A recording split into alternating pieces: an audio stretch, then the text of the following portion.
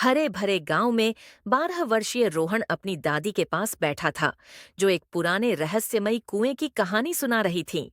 कहा जाता था कि उस कुएं से हल्की हल्की फुसफुसाहट की आवाजें आती थीं। रोहन की आंखों में उत्सुकता चमक उठी और उसने ठान लिया कि वह इस रहस्य का पता लगाएगा। अगली सुबह कोहरे से ढके खेतों के बीच रोहन अपने पालतू कुत्ते चीकू के साथ उस पुराने कुएं के पास पहुंचा। कुआं बेलों से ढका हुआ था और बहुत रहस्यमयी प्रतीत हो रहा था। जैसे ही रोहन पास गया, उसे हल्की सी फुसफुसाहट सुनाई दी, जिससे उसका दिल तेजी से धड़कने लगा। कुतूहलवश रोहन ने कुएं की दीवारों को छूकर देखा। वहां कुछ पुराने अजीब चिन्ह बने हुए थे, जो सूरज की रोशनी में हल्का सा चमक रहे थे। उसने आश्चर्यचकित होकर सोचा, ये क्या है?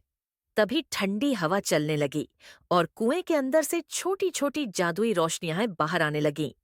रोहन तुरंत गांव वापस आया और अपने दोस्तों मीनू, अर्जुन, सूरज और राधा को बुलाया। उत्साहित होकर उसने कहा, मैंने उस कुएं में कुछ अनोखा देखा है। वहां अजीब आकृतियां हैं और वह फुसफुसाता भी है।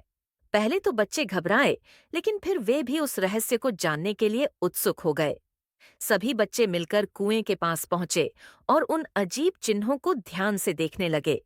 अचानक, जैसे ही सूरज की रोशनी उन पर पड़ी, कुएं से सुनहरी रोशनी निकलकर हवा में तैरने लगी। बच्चों ने देखा कि यह किसी प्राचीन राजा की कहानी थी, जिसने यहाँ कोई रहस्य छुपा रखा था।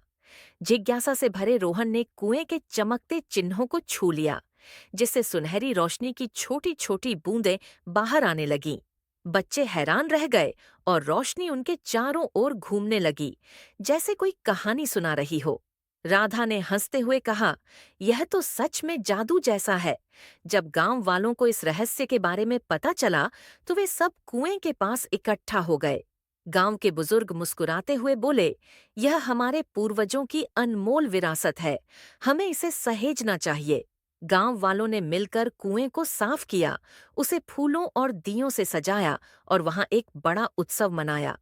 उस रात बच्चे कुएं के पास बैठे आकाश में चमकते तारों को देख रहे थे।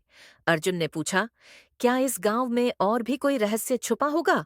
रोहन मुस्कुराया और बोला, हमें अगली खोज की तैयारी करनी चाहिए।